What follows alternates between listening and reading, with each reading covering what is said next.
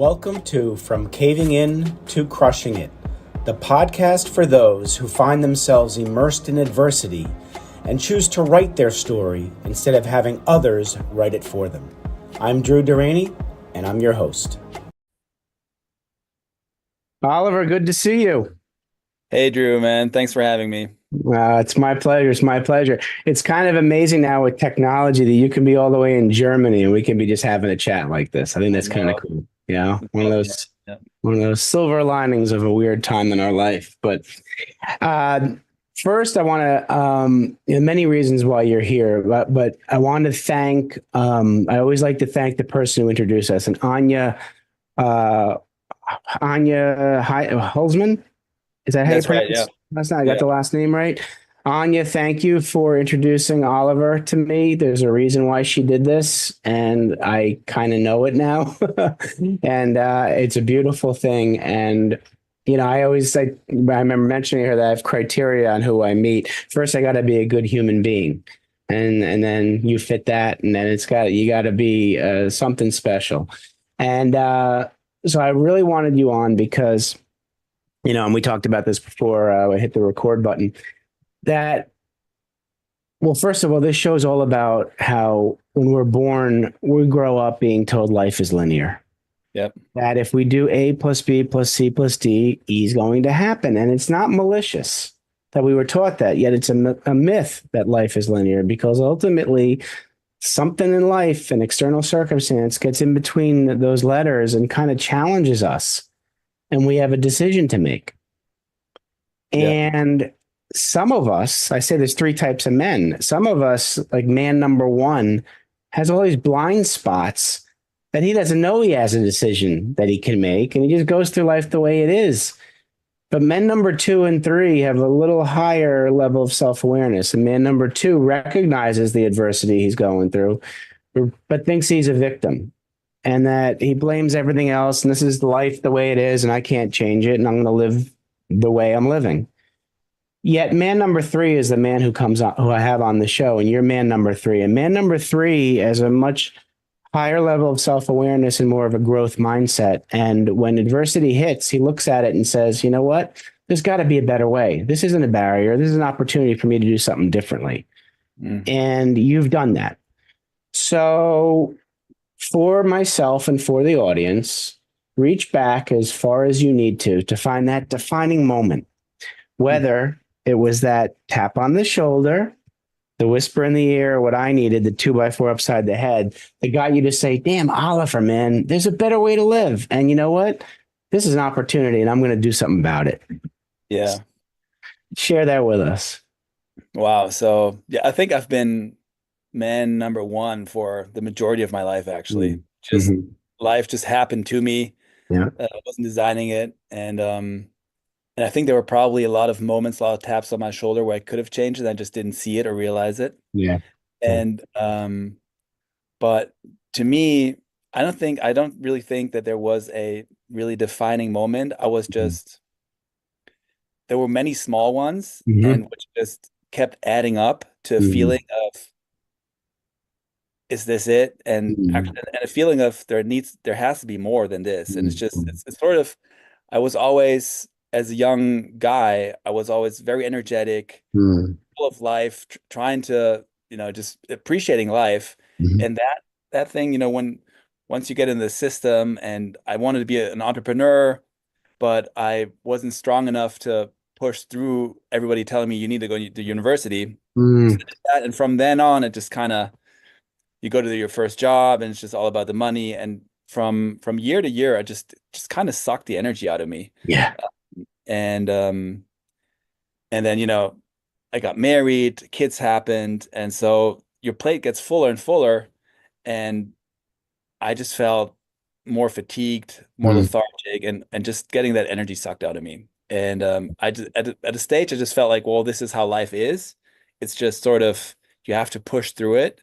And but I think one of the moments was when it was a weekend and I was just too tired to play with my kids, and I just wanted to lay on the couch, and told them, let's play pizza. I'm the dough. and you guys are the toppings. And so just, sit on top of me, put stuff on top of me so that I could just get another 1 minute or 2 minute nap out of it. And that's all I wanted to play. I just Oh wanted God. to, Yeah. man. This is a funny game. And that's not me, dude. Like I No. enjoy playing with kids. I enjoy sports. Yeah. And that was certainly one moment where I'm like, dude, what the hell are you doing, man? Like you don't even have energy left to play with your kids. You know it's the most one of the most important things in your life. Yeah. Yeah. And there's something wrong with what you're doing. Mm, You're on the it seems like you're on the wrong pursuit. got And I it. was told that the pursuit is, that linear line of Mm, university, job, career, money, buy a house, car, whatever, nice mm, vacations. And then once you have all that wealth, happiness will come to you. right.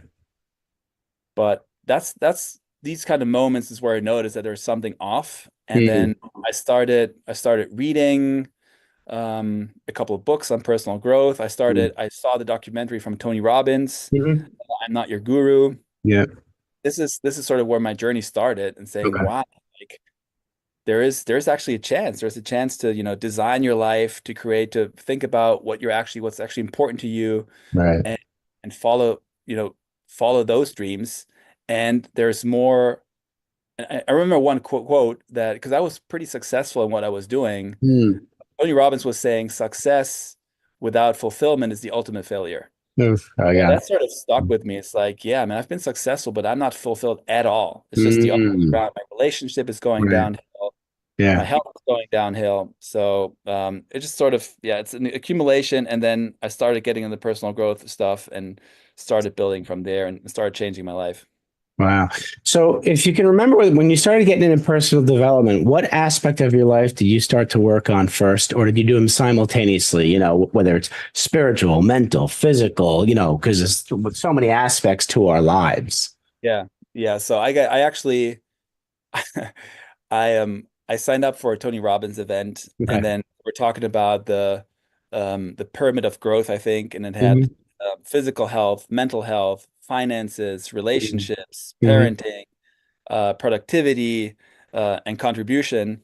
And to me, it was like, and then I saw, the way this was supposed to be, and I was like, wow, I'm so off, I'm so behind everything. Wow. Yeah. And like, wow, okay, I need to optimize for everything. I got totally overwhelmed with it actually. So I I just can started to do, imagine. okay, I'm going to do sports. I'm going to do meditate, try meditation, breath work. I need to work on my finances, get a coach, find my purpose. Ooh, And that's that tough. was that was not healthy. I didn't make a lot of progress. And that's where I actually started working with Anya, Okay. who introduced us, because Yeah. I was like, this is too much, man. Like, how do I do this? Right. Uh, Right. and she sort of got me back into which I still live by is the big three in life, which is Okay. health, relationships, and mission. And I remember one, and if you ask me like about prioritization, what I would do in retrospect, Yeah. I like a metaphor, and the metaphor is if you have a big wooden table. And on that table, there's different kind of glasses, and those glasses represent whatever's important to you in life. Mhm. Right? So your finances, your intimate relationship, your relationship with your kids, your friends, your job, and whatever. So if whatever glass spills over, you Mhm. still have the other glasses, right? So if you Mhm. get a divorce, you still have finances, you have your relationship, etc. If you picture the table that holds all these glasses as your health, if that table breaks, all the glasses fall down. I see. That's a good way to So look at it. So I like the way to look at this. So in terms of how should you start with the Mhm. transition, or how you Yeah. should start, it's like to focus on the health. And Yeah. to me, it's become true because if you need the energy to hold the space and hold the table for all the stuff in your life. So Right. if you have Right. the energy and vitality to be the husband you want to be, the dad you want to be, Mhm. colleague you want to be, then it's going to be tough, right? So that's what I would focus on. Right. So would it be the physical aspect of health, Yeah, I just think, I or mean, a there's sort of a combination of like the philosophical mental? question, what Yeah. comes first? But I think Yeah. if you start moving, the other Yeah. part, like that'll help your mind as well. Because if Yeah. you just sit there with Yeah. like, I'm going to work on my mental health, but you're just, Yeah. you're just sitting Sedentary, there whatever. without Yeah. Yeah. sedentary, and you're Mhm. not going to have good ideas. You're not going to be able to meditate very well. So I think is actually the first part, just to get your body Good moving, for you. and Yep. from I then on, agree. That'll Hmm. help you with the mental health as well. Yep, agreed, 100%. That's the suggestion that I give too. If you're in bad thoughts, get up. That's right. Get up, change your state by moving to a different location, different environment, an environment that makes you feel good. Go outside, take a deep breath. Very good advice. Totally agree. Yeah. So you're at that moment. What did you do when you started to find yourself improving physically and feeling better? What next happened in life? I just started beating myself up. About Interesting. it. I'm not I'm not progressing fast enough. Hmm. It's not going fast enough. I'm not Yeah. getting why is this not happening? Why am I not seeing Mm. results? How do I measure this? So it was so like you said, right? It's not linear at all. Right. Like I saw some progress and I Hmm.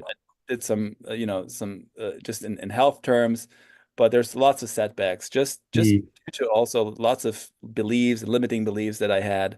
Right. Um, and wrong strategies around that it has to be linear, that I Mm. have to make big leaps and not seeing that every little step is actually progress and Absolutely. not being and just being grateful for the journey, right? That you're on Mm. and that you're moving. Yeah. Um that was the first thing I did was just like realizing that I'm not very good at growing Mhm. because I'm putting lots of obstacles around myself and beating myself up about it. So Right. that was a learning journey to learn how to do that and to be okay with setbacks. Right. Right. So, right, so this time I just, I ate a bunch of junk food today. I didn't exercise. I didn't do my morning routine, but it's okay. I'll just do that tomorrow. Mhm. That took a while. So yeah. Yeah.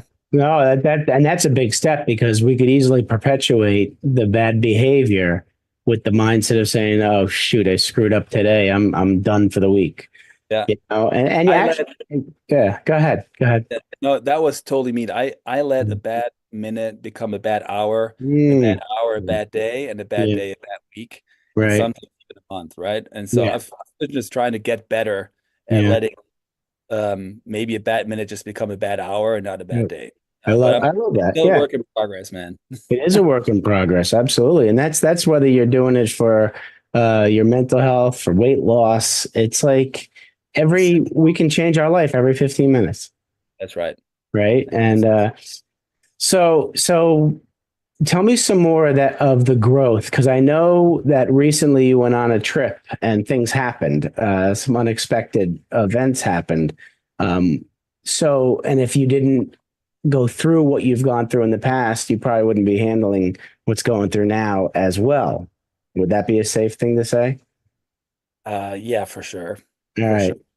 So do you end up going in corporate and then getting into an entrepreneurship, or how did it work professionally for you once you started to grow? So yeah, it's still so I've been working on and off. I've been I started my career in corporate, then I worked Yeah. in startups. Mhm. I did an entrepreneurial thing and went back to corporate, Okay. was my last gig. And then that's when we decided to take a time off as Okay. a family because everything, yeah, as I said, my relationship and um my relationship to my kids as well and Yeah. my friends, Mm. everything was kind of going downhill and we Right. we thought we were looking for a change. So we decided just to stop and take a year off Good. and travel with our kids just to Mhm. get a Right. new perspective on life and sort of reset and think about what we truly want. Right. How old are the kids now? So right now they're 14, 12, and 7. And how old were they when you said it was a year Two ago? years ago, so there Yeah. were 5, 10, Mm. and 12 Okay. Okay. So when we then, started. yeah, Yeah. where'd you guys end up going? What'd you decide to do? So we're actually thinking about we didn't want to primarily travel to sightsee, but more Okay. to see if there's another place where we'd like to live. Oh, okay. So, and we discussed what kind of environment we wanted. We wanted an English-speaking country, uh, Mhm. progressive country, and so it sort of came down to Canada, US, New Zealand, and Australia. Okay. And that's the places that we traveled. And we did this by working on farms as a family, by doing pet sitting, also renting an RV, Airbnb, so all sort of stuff, Mm. and sort of trying to check out the places if these places are environments where we could see ourselves live in. Right. Right. So um, yeah, we kind of we started with Canada. We traveled to California, then went to New Zealand Hmm. and Australia. And but we were with, lots of hopes before that trip, and our relationship actually became better. We came closer together because of all this, or we're doing something unconventional. We're giving up everything. We're going to travel. So this Yeah. sort of, put us together. But the trip itself, we sort of realized that, wow, being with kids 24/7, and we had different sort of expectations on how to Mhm. travel, Oh, how okay. spontaneously we wanted to travel. Yeah.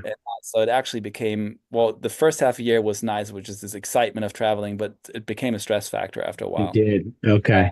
And so we were looking at, okay, um, what could we do to maybe still try to find ourselves and become more fulfilled and happier? And we thought, okay, maybe if we put the kids in school, Okay. we'll have time for that. This is how we ended up in Bali. Oh, Uh, okay. we found a beautiful school that sort of prepares students for life instead of for Mhm. universities. So that Okay. was very much aligned with our values.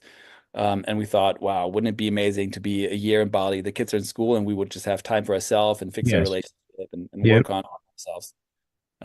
Long story short, it didn't end up like we planned. Oh, We ended up separating. Uh, wow.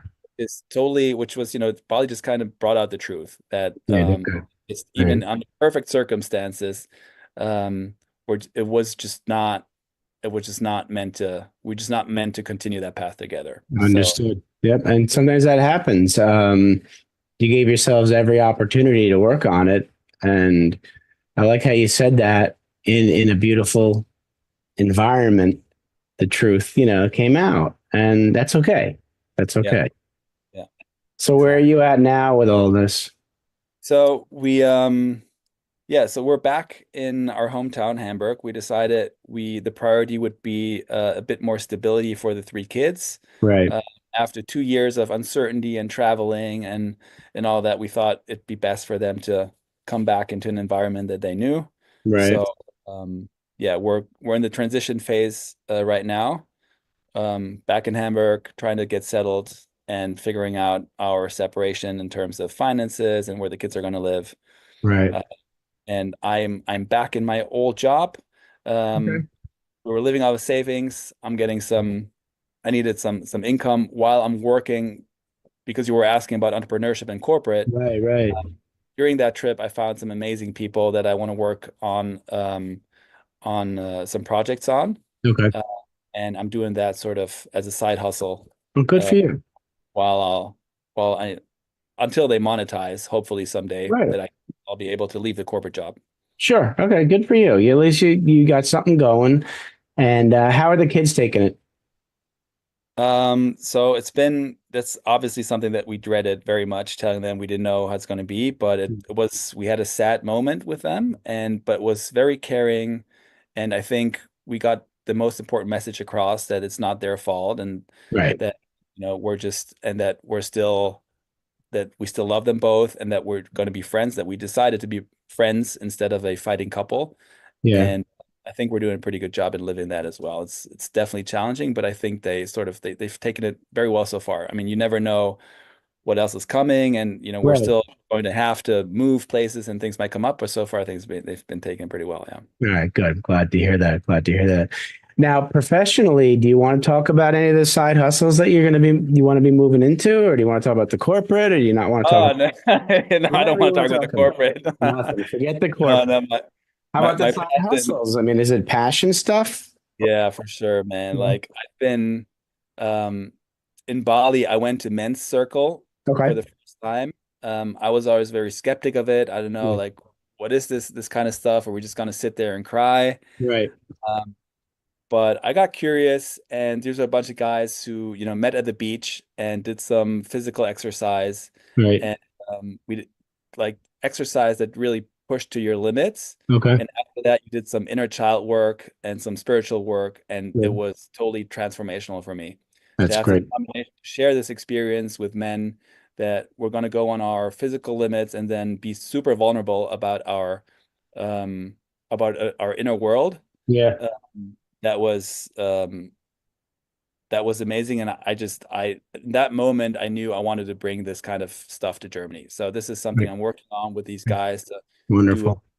I'm going to start with a retreat here in Germany, and then we want to build on that and offer more of this men's work um, from Bali. And the other Beautiful. thing that I've been working on, and what I found in Bali is, there's so many people middle-aged Mhm. that are asking themselves, is this it? I'm Mhm. actually looking for a more meaningful life, a life with more purpose.